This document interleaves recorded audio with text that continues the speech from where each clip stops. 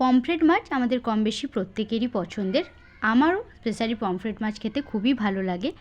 এর আগে শাহি পমফ্রেটের রেসিপি আমি শেয়ার করেছিলাম, সেটা আপনাদের ভালো লেগেছে।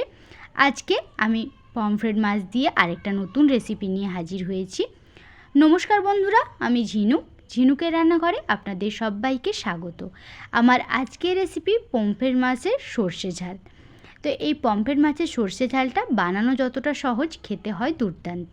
তো চলুন বন্ধুরা, দেরি না করে এই পমফ্রেট মাছের রেসিপিটা শুরু করা যাক।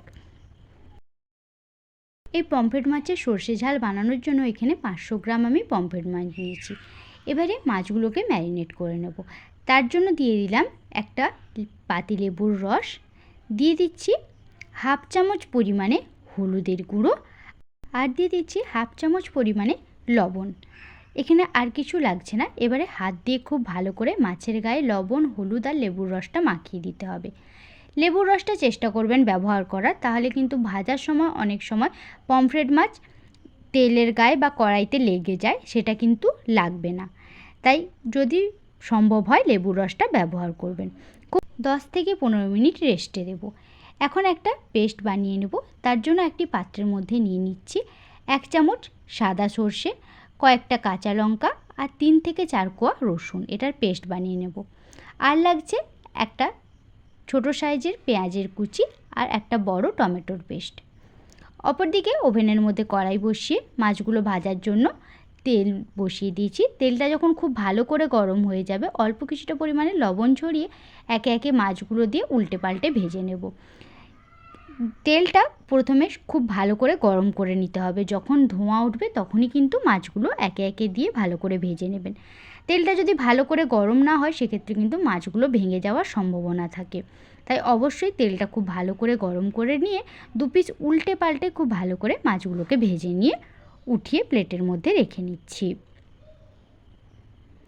একে একে সব কটা মাছ ভেজে আমি প্লেটের মধ্যে রেখে নিয়েছি।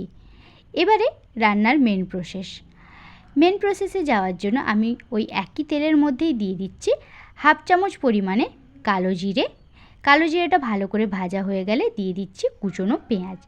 আপনারা চাইলে এখানে পেঁয়াজটা কিন্তু অ্যাভয়েডও করতে পারেন, সেক্ষেত্রেও কিন্তু খেতে ভালো লাগে। আমার একটু পেঁয়াজটা ভালো লাগে সর্ষের ঝালে, তাই আমি পেঁয়াজটা ব্যবহার করলাম। হালকা একটু ভেজে নেবেন, খুব বেশি ভাজার দরকার নেই, একটু কালারটা চেঞ্জ হলেই চলবে।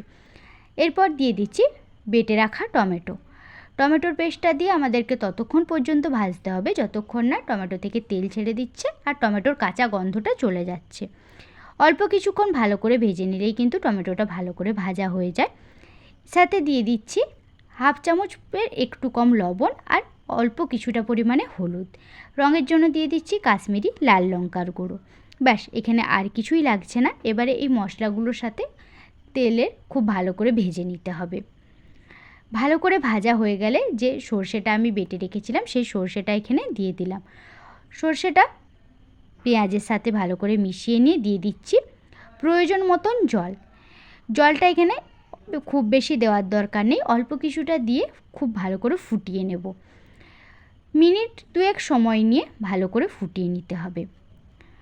যখন দেখবেন এরকম টকবক করে ফুটে উঠেছে, খুব ভালো করে একবার মিশিয়ে নিয়ে আমাদের আগে থেকে যে ভেজে রাখা মাছগুলো ছিল সেগুলো এর মধ্যে একে একে দিয়ে দেব।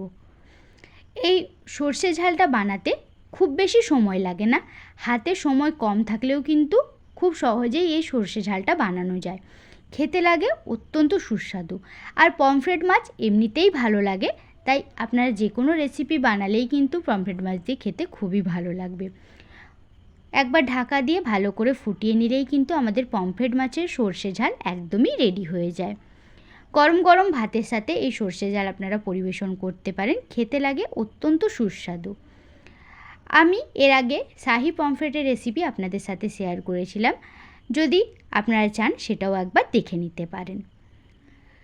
যদি আমার আজকের এই রেসিপি আপনাদের ভালো লেগে থাকে, আমার চ্যানেলটাকে সাবস্ক্রাইব করার অনুরোধ রইল।